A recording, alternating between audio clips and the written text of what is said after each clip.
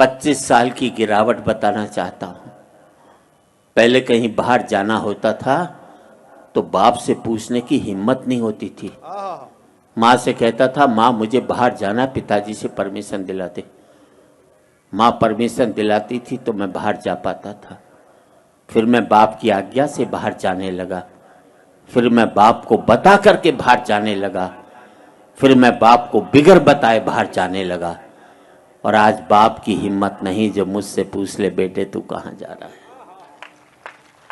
पहले मैं माँ बाप के साथ रहता था, माँ बाप मेरे साथ रहते। फिर हमने बना लिया एक मकान, एक एक कमरा अपने लिए, एक एक कमरा बच्चों के लिए, एक रीडिंग रूम, एक वो बाहर छोटा सा ड्राइंग रूम उन लोगों के लिए जो मेरे आगे हाथ जोड़ते थे, एक वो अंदर बड़ा सा ड्राइंग रूम उन लोगों के लिए जिनके आगे मैं हाथ जोड़ता हूँ। बहुत अच्छा जी, वाह वाह वाह।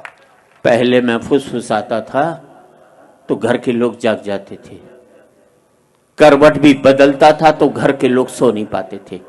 और अब जिन दरारों की वजह से दीवारें बनी थी, दीवारों में भी दरारें पड़ गई। अब मैं चीखता हूं तो बगल के कमरे से ठहाके की आवाज सुनाई देती है और मैं सोच नहीं पाता हूं कि मेरी चीख की वजह से वहां ठहाके लग रहे हैं या उनके ठहाकों की वजह से मैं चीख रहा हूं। क्या बात है, वाह वाह वाह वाह वाह। आदमी पहुंच गया चांद तक, बड़ी तरक्की की साहब। अनपढ़ थे तो सरदार पटेल को चुनते थे, पढ़े लिखे हो गए तो फूलन देवी को चुन करके भेजते। बहुत अच्छे, बहुत आदमी पहुंच गया चांद तक, बड़ी तरक्की की साहब। चांद को छूने में घमंड महसूस करते हैं और माँ बाप के पांव छूने में शर्म महसूस करते हैं।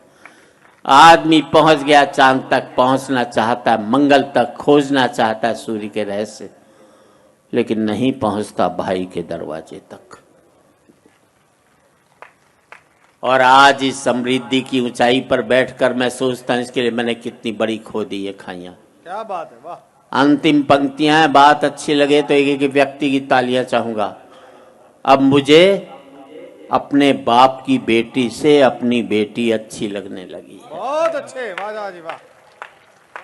अब मुझे अपने बाप की बेटी से अपनी बेटी अच्छी लगने लगी है। मुझे बाप के बेटे से अपना बेटा अच्छा लगने लगा है। पहले मैं माँ बाप के साथ रहता था, अब माँ बाप मेरे साथ रहते हैं। अब मेरा बेटा भी कमा रहा है, कल को मुझे उसके साथ रहना पड़ेगा। और हकीकत यही है दोस्तों, तमाचा मैंने मारा है तो तमाचा मुझे खाना भी पड़ेगा। वाह वाह वाह वाह वाह वाह। आज इस पावन मन से मैं इतना ही कहना चाहता हूँ युवा पीढ़ी से, जिंदगी भर माँ बाप के साथ रहना ताकि आपके बच्चे जिंदगी भर आपके साथ रह सकें। क्या बात है, क्या बात है। हो सकता है नौकरी और व्यापार की वजह से आप शारीरिक रूप से साथ न रह पाए, पर जिंदगी भर मानसिक रूप से माँ बाप के साथ रहोगे बहुत अच्छा। तो आपके बच्चे भी जिंदगी भर आपके साथ रहेंगे।